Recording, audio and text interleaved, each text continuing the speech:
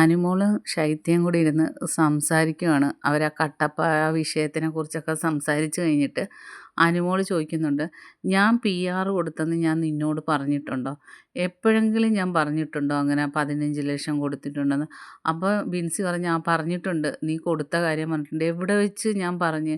എപ്പോഴാ പറഞ്ഞത്? ഇവിടെ വെച്ച് എവിടെ ഇരുന്നപ്പോഴാ പറഞ്ഞത് എന്ന് ചോദിക്കുന്നു.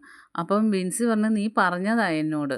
എൻ്റെ അക്കൗണ്ടിൽ 10 പോലും തികച്ചില്ല. പിന്നെ ഞാനെങ്ങനെ ഈ ഫിനാൻഷ്യൽ പ്രോബ്ലം ഉള്ള ഞാനെങ്ങനെ 15 ലക്ഷം കൊടുക്കും?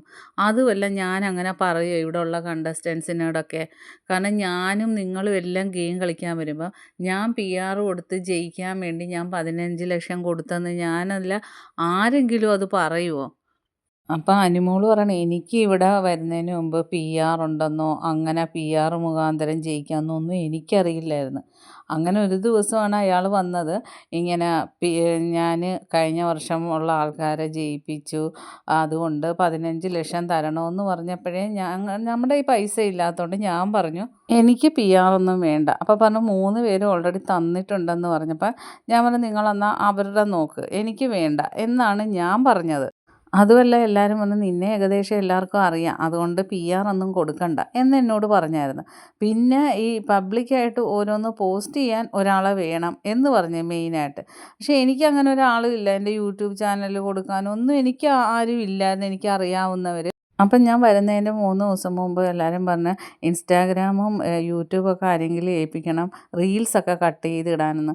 അപ്പോൾ എനിക്കിതിനെക്കുറിച്ചൊന്നും, ഞാൻ പറഞ്ഞു ഞാൻ എൻ്റെ ഇൻസ്റ്റാഗ്രാം എൻ്റെ ചേച്ചിയെ ഏൽപ്പിക്കത്തുള്ളൂ എന്ന് ഞാൻ പറഞ്ഞു. അതുപോലെ ഞാൻ ചേച്ചിയെ ഏൽപ്പിച്ചിട്ടാണ് ഞാൻ വന്നത്.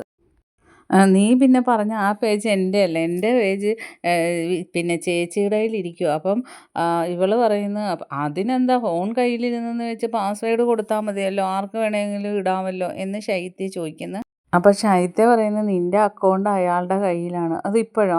ഇപ്പം അയാളാണ് അതെല്ലാം നോക്കുകയും എല്ലാം പോസ്റ്റ് ചെയ്യുകയും ചെയ്യുന്നത്. അപ്പോൾ പറയുന്നത്, അയാൾ പറഞ്ഞായിരുന്നു നീ അയാൾക്ക് ഇത് കൊടുത്തായിരുന്നു ആ പേജ്. പിന്നെ അതുമല്ല PR 15 ലക്ഷം രൂപ നീ അയാൾക്ക് കൊടുത്തെന്ന് അയാൾ എൻ്റെ അച്ഛനോട് പറഞ്ഞായിരുന്നു.